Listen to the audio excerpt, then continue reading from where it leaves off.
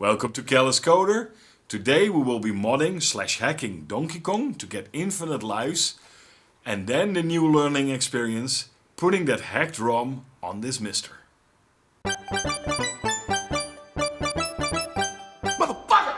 So the MiSTer has been out for about 5-6 years now, and it's really a nifty piece of hardware. I really adore it.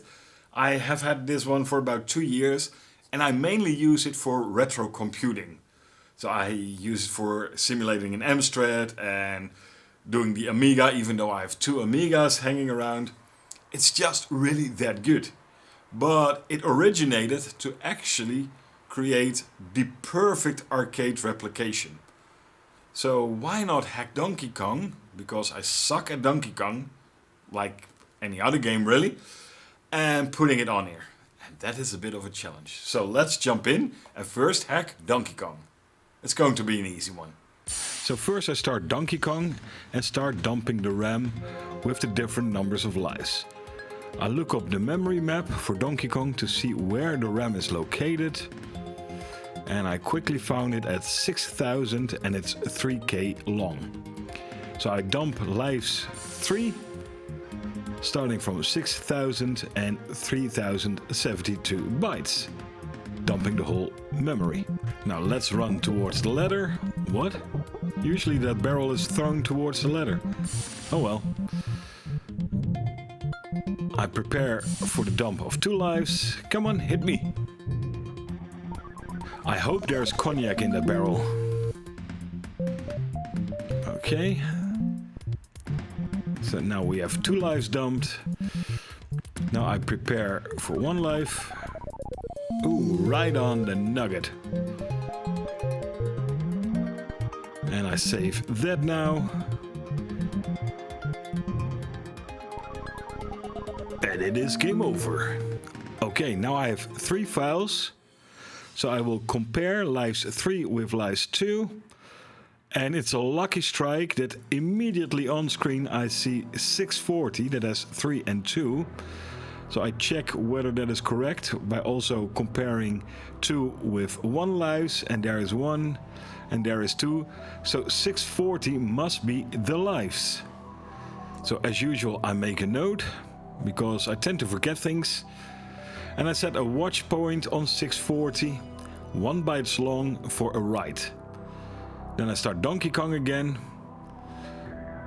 And it will stop at the first opportunity that I will write to it. Okay, that is usual.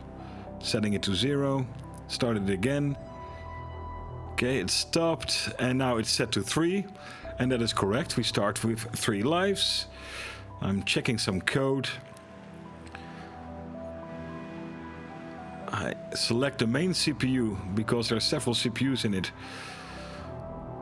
to see that 620, which I noticed, also contains the lives that are copied. So I set 620 to 99 and see if I get 99 lives and what breaks. So yeah, there it is. So 620 contains the initial amount of lives. And look at that, a whole lot of Marios on the screen. It looks like a mafia conference somewhere in Chicago back in the 1930s. And you will see that the game doesn't really like that. Bits are missing. And here I crash again and hope to see that we decrement the amount of lives.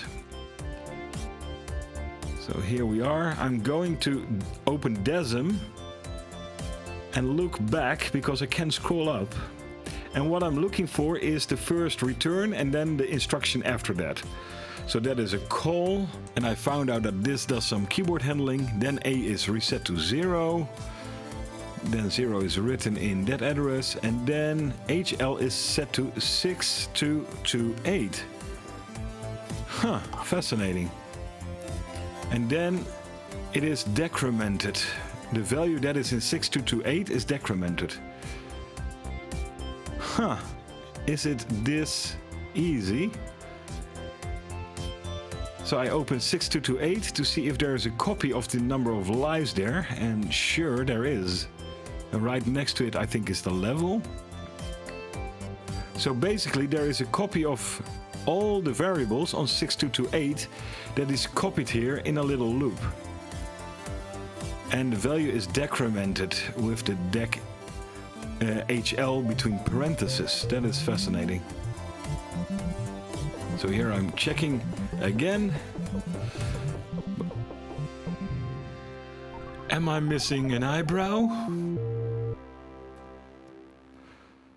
And let's step over this code. Yeah, XOR, that is 0, that's correct. And that is written into A. Then we load 6228 in HL, yes. And then we decrement HL. And then we load from HL into A, and that should now be 97. And there it is. Yes, so the decrement parentheses HL definitely decrements the lives. So if we change this instruction on 12C from decrement HL into a NOP, which is, I believe, opcode 00, but let me check that for a second. 00, yeah. And yes, in the matrix it is indeed 00. So I dump the ROM configuration. Oh, I need to redirect it to a file to find out in which file the offset 1000 is, because we are going to edit 12FC. So there's offset 1000, and that is this file name. I copy that, start hatch curse, paste it in, go to 2FC because it's offset by 1000, and change this 35 into 00, changing it into a NOP, saving it, and it's probably this easy. Yeah, there it goes. Not even a checksum on it. I love these old games. Yeah, barrel on the head. Does it reset the lives? 3, and now it should subtract 1. Yeah, there it is. Eat that. Yeah, now I can finally kick that monkey in his balls. Fucking monkey balls. So I zip the ROM contents because I need a zip for the MiSTer, and copy it with SCP into the MiSTer. Oh, I need a root in front of that. And then I start the arcade, go to Donkey Kong,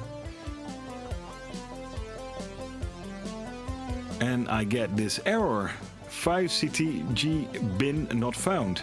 Well, it is actually in the zip, I verified that. So I need to change the checksums in the MiSTer. So I go into the arcade directory, I make a copy of the Donkey Kong MRA file, and this is the checksum that I need to change. That's the one that it's complaining about. I'm going to fileformat.info, the hash tool on there, and upload that file and get the CRC32. I copy that and place it in there because we changed this file so that CRC check doesn't work anymore. Let's try it again. Here's the old copy. And now I get an MD5 mismatch. Bugger. Well, it took me quite some time, and then I started reading the source code of the MRA loader, and I see if you set none in there, that should actually work. I tried generating a new checksum of the zip file with MD5 sum, that didn't work. And I couldn't find any hints on Google whatsoever, so that's why I resulted in reading the code. Hail hail to open source. Now start it. I hear the clicking in the amp, so that's good, it's starting.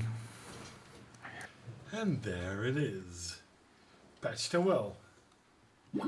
Blub.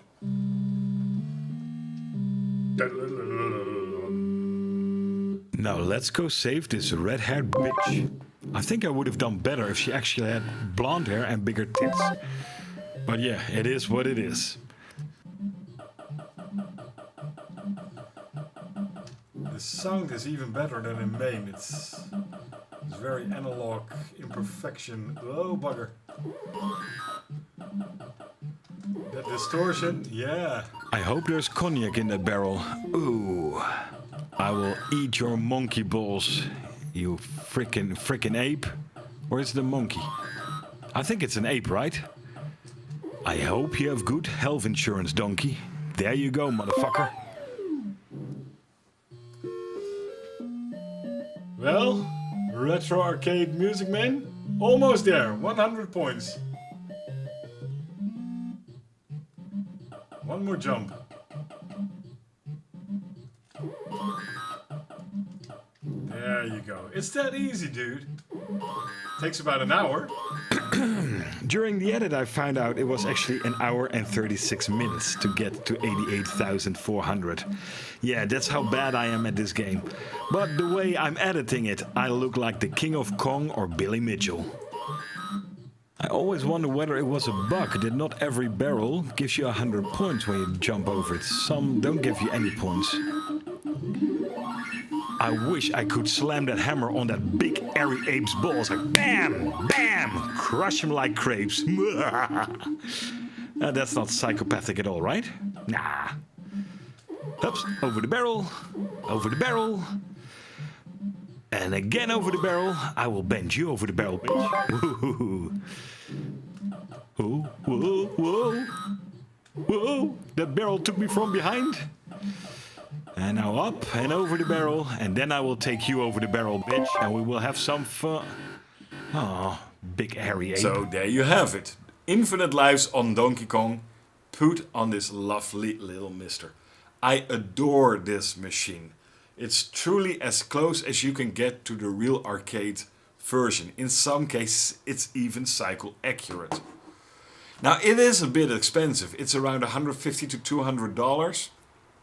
But when you are truly into retro gaming and you notice that emulation is setting you back a little in your gaming abilities, then this will definitely solve it. I notice a tremendous difference playing on this and on MAME on my really fast laptop.